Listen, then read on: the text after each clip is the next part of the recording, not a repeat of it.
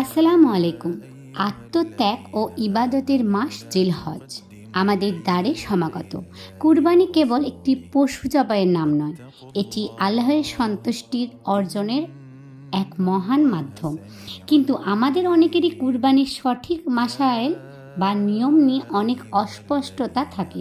আজকের ভিডিওতে আমরা কুরবানি কার ওপর ওয়াজিব, পশুর বয়স কত হতে হবে এবং বিতরণের সঠিক নিয়মসমূহ এবং গুরুত্বপূর্ণ মাসায়েল নিয়ে আলোচনা করব।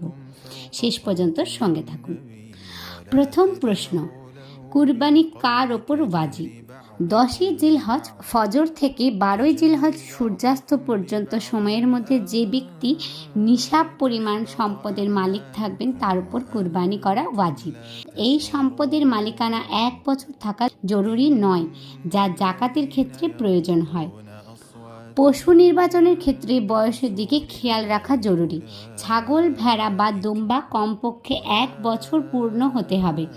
গরু বা মহিষ কমপক্ষে 2 বছর পূর্ণ হতে হবে। উট কমপক্ষে 5 বছর পূর্ণ হতে হবে। মনে রাখবেন, পশুটি যেন অবশ্যই সুস্থ সবল হয়। অন্ধ, ল্যাংড়া বা অত্যন্ত দুর্বল পশু দিয়ে কুরবানি আদায় হবে না।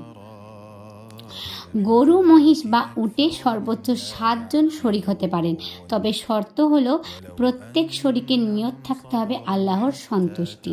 যদি একজন শরিকের নিয়ত কেবল গোশত খাওয়া হয়, তবে বাকি কারো কুরবানি কবুল হবে না। মুস্তাহাব বা উত্তম নিয়ম হলো গোশতকে 3 ভাগে ভাগ করা। 1 ভাগ নিজের জন্য, 1 ভাগ আত্মীয় স্বজনের জন্য এবং 1 ভাগ গরিব মিসকিনদের জন্য। তবে পুরো গোশত নিজে রেখে দিলেও কুরবানি বাতিল হবে না, তবে এটি অনুত্তম। মনে রাখবেন, আল্লাহ তাআলা বলেন, আল্লাহর কাছে পৌঁছয় না এর গোশত এবং এর রক্ত, বরং পৌঁছায় তোমাদের তাকওয়া। তাই নিয়ত যেন কেবল আল্লাহর জন্য হয়। ভিডিওটি ভালো লাগলে শেয়ার করুন, যাতে অন্যরা এই মাসাইলগুলো জানতে পারে। জাযাকাল্লাহু খায়রান।